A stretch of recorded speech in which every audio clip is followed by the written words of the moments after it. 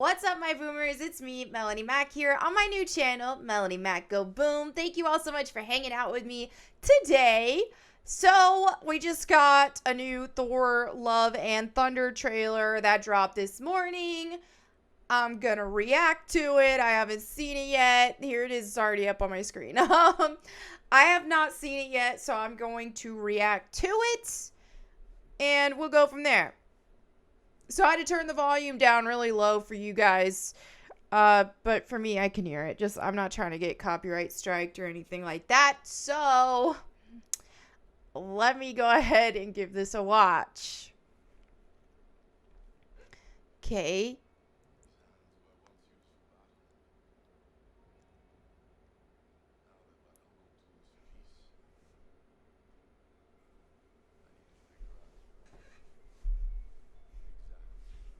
Sweet Child O' Mine in the background.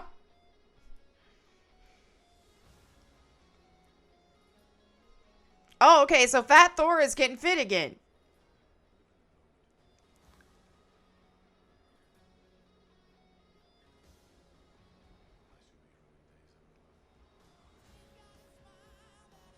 Okay.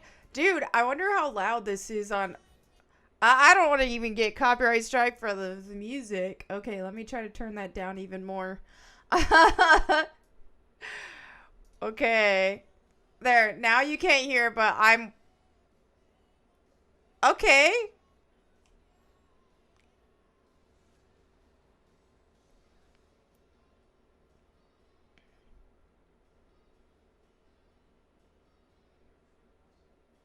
Oh, King Valkyrie.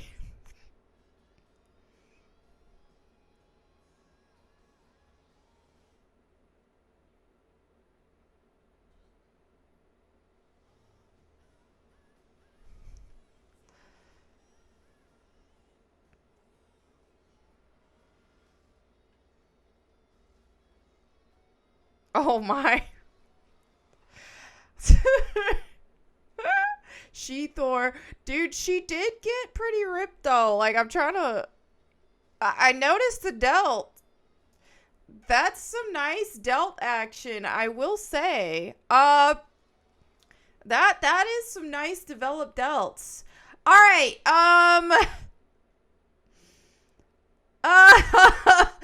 there's a lot to unpack here. I don't really like the Thor movies. I haven't seen all. I only watched the original Thor movie, and I thought it was very boring.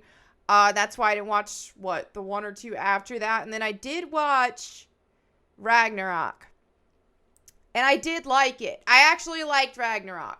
But I will say I do feel like what they've done with Thor, because they couldn't get him done well, in my opinion, when he was cool, they just had to make him a comic relief character to fit into the MCU. So I like Thor Ragnarok as an MCU installment. But do I like it in general for Thor, or how I'd picture Thor?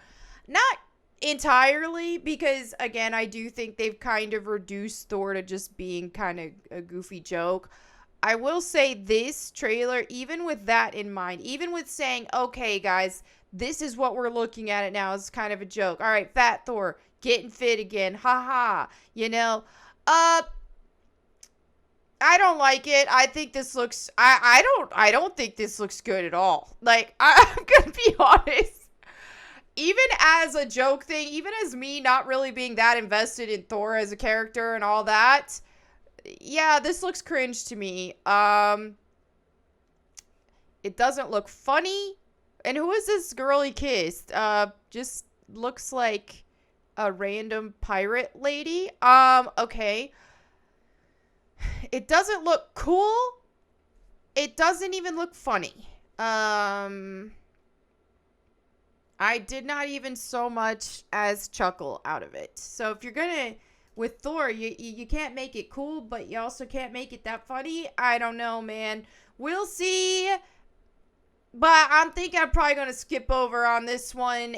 Yeah, but let's go ahead and look at what some of the comments say. Here's some of the stills. All right, all right, all right, and all right. I literally screamed, no exaggeration. Well, I'm glad some people are excited. You know, I think for me, kind of the biggest bummer here is I don't really like the concept of She-Thor. I don't like it when they either remake a character as a female that was originally male or pass the reins down instead of just giving a female character her own awesome thing. You know, here's the thing is I think Natalie Portman as an actress is a really good actress. She's a very beautiful woman, and I think if she were given a role in the MCU for or as a new character, even as some really strong, powerful character with the muscles and all that, dude, yeah, sign me up. But in this case, it's just like I can't help but feel like this is just it's just in the shadows of an existing dude. And I know you can like pass Mjolnir down. I'm not super extremely versed on it, so but from my understanding is that this is something that can be passed down and all that. But you just get overshadowed by the original when stuff like this happens, in my opinion. So yeah, I don't know. I think it looks kind of dumb. Some of these comments, man. Wish Thor could reunite with Loki and meet his sister-in-law Sylvie, he says. Okay. I was waiting to see Gore at the end of the trailer. Hey, was that Jane Foster Thor at the end there? Wink. Wow, that did nothing for me. That's where I'm at, as I just feel kind of like nothing. Ratio, they didn't quite pull it off, but they did almost pull off the ratio. I don't know. It just didn't really do anything for me. I'm not interested at all. I don't think it looks funny. I don't think it looks cool. That's just where I'm at. I mean, it's just the first trailer of a movie that doesn't count for people always do that. If you say something doesn't look interesting for you, they're just like, it's just a trailer, give it a shot. Dude, the trailer is supposed to make you hyped. And if the trailer can't make you hyped, then either that's just a bad trailer or it's not going to be that impressive of a movie. But we'll see. I don't know. It looks like some people are excited for it.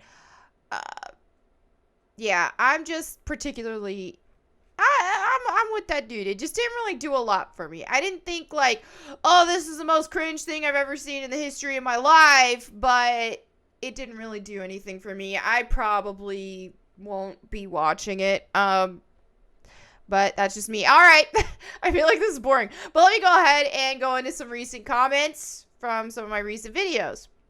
Anthony says, now this was about the Last of Us stuff going on, the TV series. He says, just realize when they make these shows, it's not for the fans, it's for them, lol. And so freaking true, though. They don't do it for the fans whenever they don't even look at the source material. They're admitting they're not looking at the source material. They, in this case with some of the actors, now I know Neil Druckmann is still on it or whatever, but since when did Neil Druckmann care about the fans after what happened with The Last of Us 2? Don't even get me started. Gnome says, oh, thank God, I was worried we'd have a faithful adaptation for once. Praetorian says, this girl is feisty and owns her opinions without backing down. As the Joker put it, there is some fight in you. I like that. I love Melanie's personality. Thank you so much. Much appreciated. All right, Soundwave Spectre says, since turning almost completely keto, I can confirm my anxiety and diagnosed dysthymia, a form of depression, is almost non-existent. I stand taller and think for myself. It's a better way to live for me, and thanks for your videos for constantly keeping me on the wagon. I say this and people think it's crazy, but what you eat and what you put in your body is going to reflect you on the outside, mentally, physically, and in all aspects.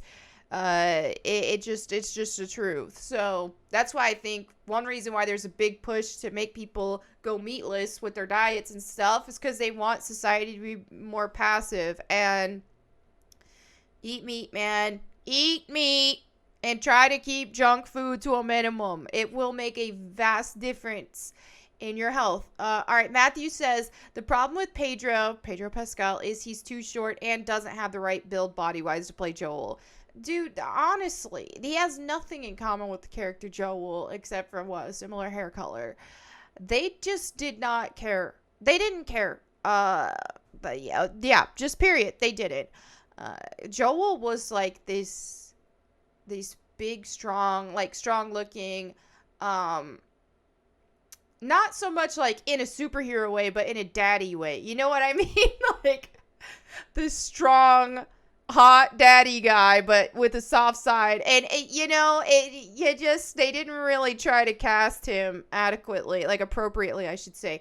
All right, Ilray says, it's just disrespectful that the only way I could describe this is that they don't look at the source material. They don't respect the fans. The vision, what made it popular. Shake my head. Agreed.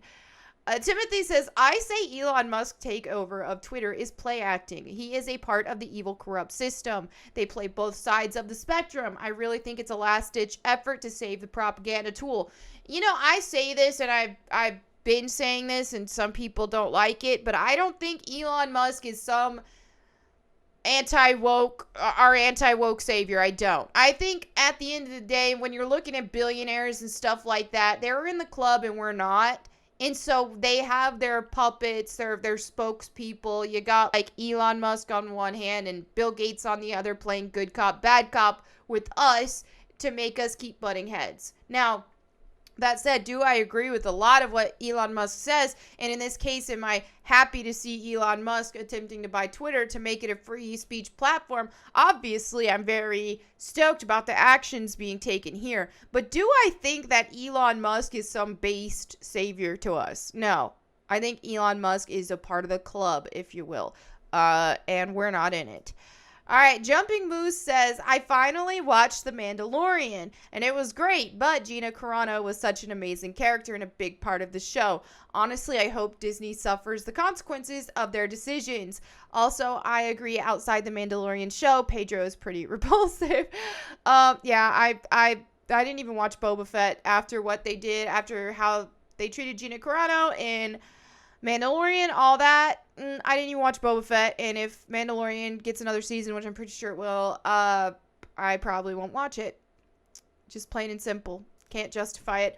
Mike says, great verses of the day. God's Flex game is top tier. You love to see it. All right, so for today's verse of the day, I picked more verse. I'm not going to read all of this. I'm going to paraphrase a lot of it. Now, because I do feel like it can apply to us. And I was reading this, yesterday or the day before, and I was just like, dude, these idiots, man. These idiots. And then I thought, hey, you know what? We're, as human beings, we can all be idiots sometimes, but my goodness, this just made me reflect and think, this is not the type of person I want to be, and I will do everything in my power not to be an idiot like the Israelites were in this situation. So some of y'all know, okay, this is Exodus 32. This was after Moses, God used Moses, and God put in all that freaking work, okay, to set his people free, the Israelites free from Egypt's reign, from slavery, all that kind of stuff, all the plagues, all this, that. I mean, y'all know the story, and if you don't, I'm sure most of y'all have watched Prince of Egypt, which, while not 100% accurate, was, pretty on point with the general gist of it. Okay? So all that happens, they go through all of that, all right? They see God in action. How can you deny that, man? How can you deny all that went down, that God wasn't there, taking care of you, dude, and setting you free? How can you not, how could you even deny it? I don't. So, obviously, you think you got your, resounding proof after proof after proof. So then, when Moses is up at Mount Sinai at this time, getting the tablets etched with God's words, all that kind of stuff, well, he took a while. All right, so he's up there for a long time. And so the Israelites are like, whoa, he's taking a long time. What's going on? They were already complaining. We want better food. This trek is taking too long. Blah, blah, blah. And so they were upset that Moses was up there for a while. So they go to Aaron, Moses' brother, and they're like, hey, make us some gods.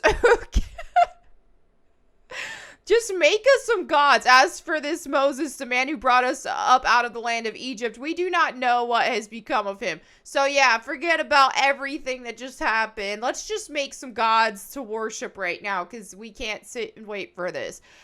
And Aaron did it. Like, that's what it's just like, bro. It's bad enough they even suggested, but Aaron freaking did it. He's like, hey, all right, give me your jewelry or whatever. So melted that down, and they made a golden calf. And they said, these are your gods, O Israel, who brought you up out of the land of Egypt. So now this golden calf that you just literally took your own jewelry off and you let Aaron melt down and create this calf out of, that you know he did it. You're going to say, oh yes, this is God. This is our God now. This is our God who brought us up out of the land of Egypt. Even though you had resounding proof before that, you did just that quick to betray God like that. Bro. And so, yeah, they burnt offerings to it. They were dancing, made music, all that kind of stuff. It started worshiping this thing. Trash, dude. Ungrateful trash.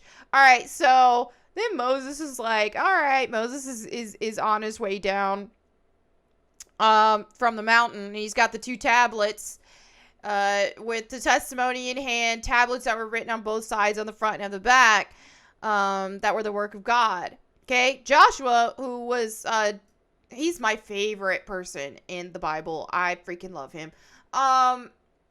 So he was Moses' assistant this time. This is before Joshua, was leader and went through all that he did. So he heard noise, and he's like, he could hear shouting and stuff. He's like, dude, Moses, what's going on over here? I hear all this noise. It's not the noise of war.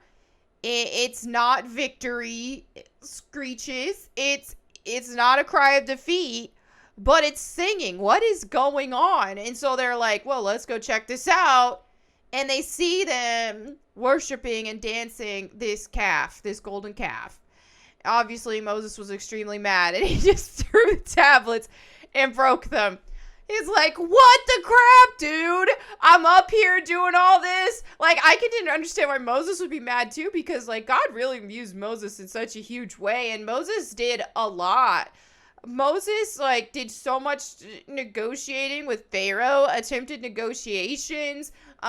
Moses let God work through him, was a vessel. He really was, like, he really was a big defender of the Israelites and trying to help them. And when God's anger against the Israelites, even, then Moses is just like, wait, please don't kill them. I know you're mad, but please, like, he always, like, defended them and all this stuff. He put in a lot of effort himself, and there's so much Moses could have done with his life. Moses wasn't a part of the slaves. Moses could have done so freaking much, man. He could have just lived, okay, easy peasy. But he didn't. He didn't. He chose to follow God's plan for him. And honestly, this is kind of a sort of a martyrdom of sorts of what he did, because to choose to take this path and to not live he didn't live selfishly for himself. He followed God's purpose, and, he made it his purpose, too, to like, set the Israelites free and all that. And he put in some work. So I can understand why he would be freaking ticked off, dude. And so, yeah, then he's like, what is going on? And the thing that's, like, mind-boggling to me is the fact that Aaron did it. Aaron, Moses' brother, dude, who helped with all this stuff. Because Aaron helped at first because Moses' speech wasn't the best and all that. And Moses was right there. Right there. I know, Aaron was right there with Moses. And you don't see that in the Prince of Egypt cartoon. But Aaron was there, dude. Aaron was there. And to just do this.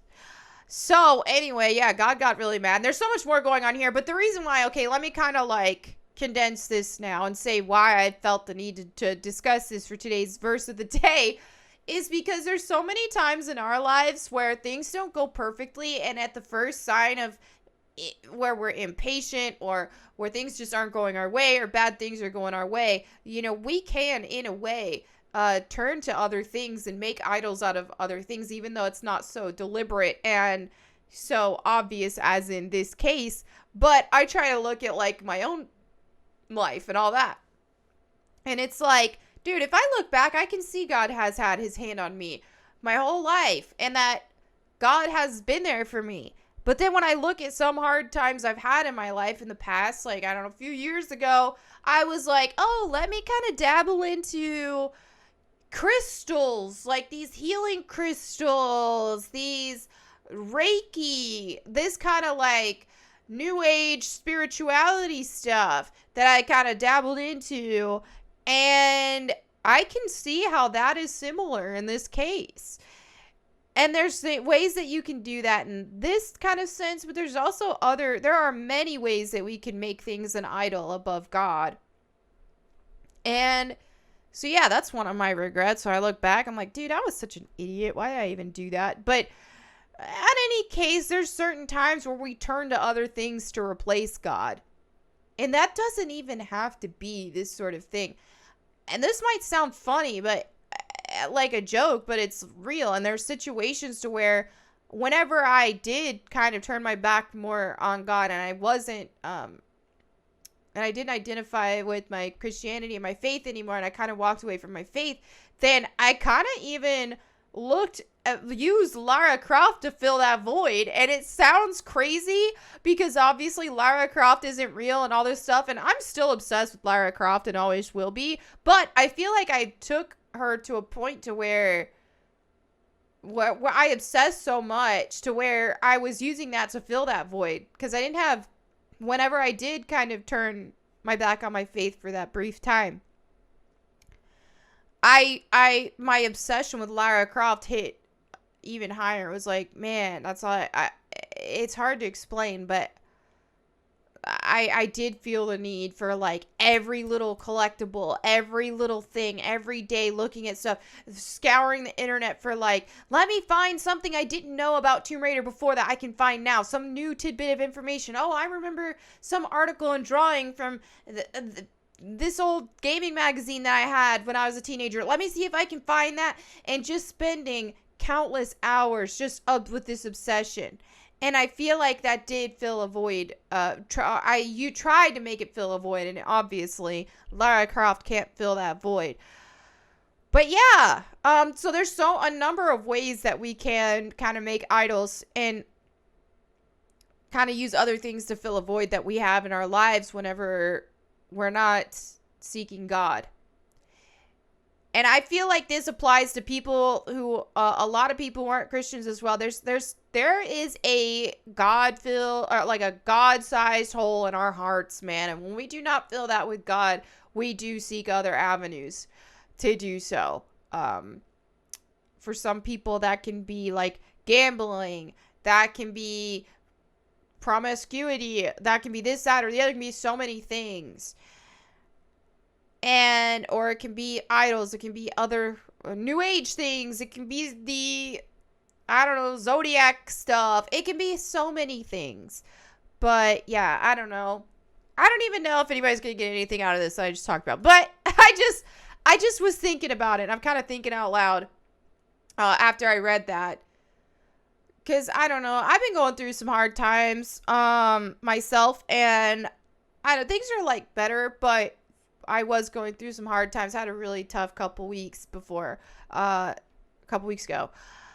And so normally what I've found is like throughout this year, whenever I've been in my journey to put more attention on reading my Bible and to actually take it for what it was there and not just read it passively, you know what I mean? And try to study it, try to get new perspectives on things and try to read it for what it is.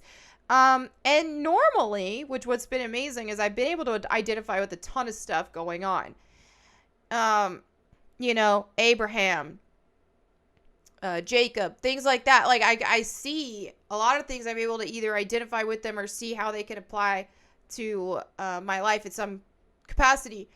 And so I've seen that. Well, then now I've gotten to this point where the Israelites are like roaming and grumbling and complaining. And then I'm at the point now to where whenever I've been going through these times and I've been like, man, I like really want to look into the Bible right now for some encouragement. I want to, and for me, it's always been, let me look at the people I'm reading about and how they kept their faith strong, how they kept going.